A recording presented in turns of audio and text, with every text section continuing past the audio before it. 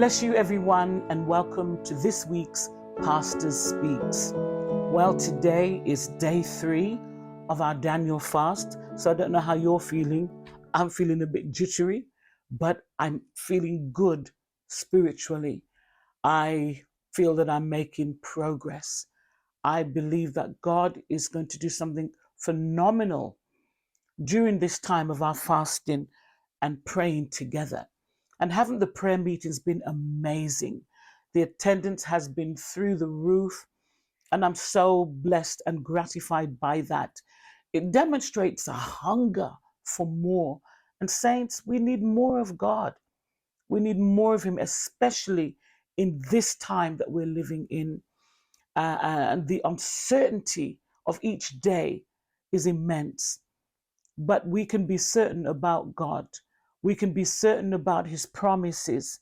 We can be certain about His word. So I want to encourage you to continue with the fast, and then make sure you put in your diaries to be with us on the day of the pray in. We're going to be praying and fellowshipping together, and we're also going to be taking communion. That's on Saturday, the 23rd of September. And I'm really, really looking forward to that. This morning in my devotional time, I was reading in the scriptures and I came across Matthew 11, verse 29 and 30. I'm going to read it for you, and it says, "Take my yoke upon you. Let me teach you, because I am humble and gentle at heart, and you will find rest for your souls. For my yoke is easy to bear, and the burden I give you is light." And my interest really piqued. I was so intrigued. Of course, I've read this scripture many times before, but I wanted to know what that meant for me today during this time of the Daniel fast. And it's almost like the words jumped out of the page at me. Take my yoke upon you. Now, there are many yokes that we have in our lives.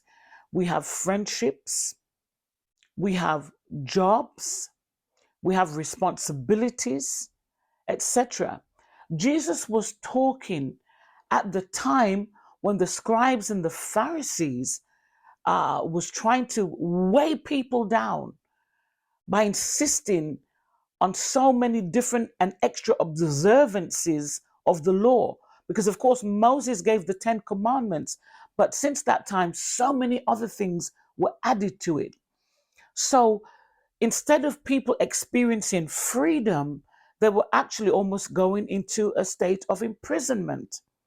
And when Jesus looked around and he saw how oppressed the people were, how weighed down they were, he said to them, "Take my yoke." In other words, throw off that yoke that men are trying to put on you. Take my yoke upon you. Let me teach you, because I am humble and gentle at heart. The scribes and the Pharisees were like slave masters, religious slave masters, and they would beat the people down with their words and with their pettiness about things that they wanted people to observe and to do. And things like healing somebody on the Sabbath was a great infraction for them against the law. And everything that Jesus did was picked out and criticized by them. Yet we know that everything that Jesus did was good. And so Jesus comes to the stage where he now lets the people know, and he spoke in a language that they would understand.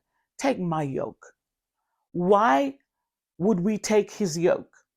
He says, because I will teach you. So the scribes and the Pharisees had a way of keeping information for themselves, but expecting the people to be obedient. But Jesus says, I will teach you.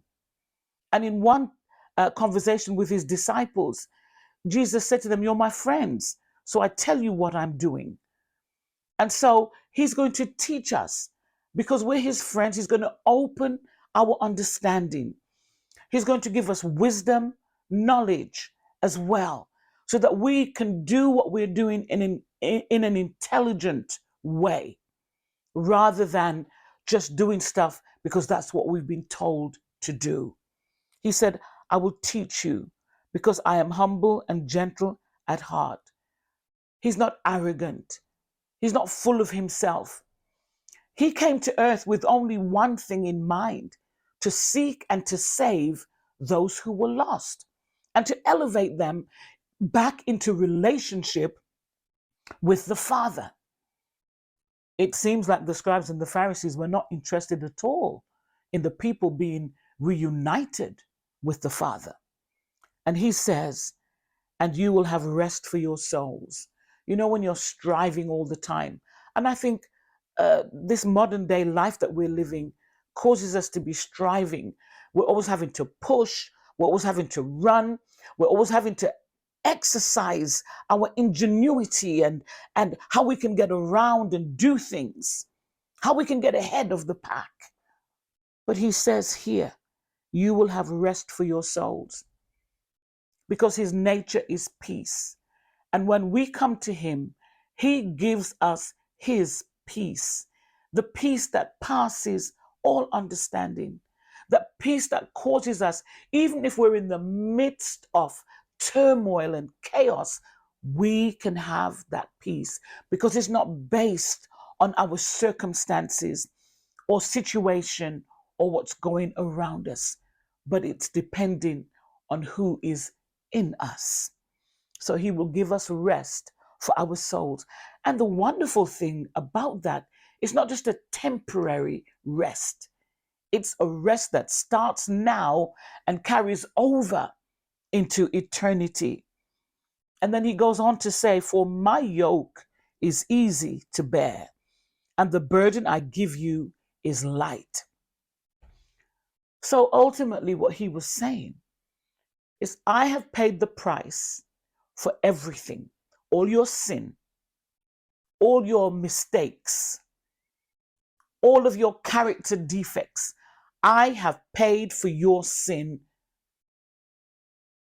I am come that you might have life and have it in abundance.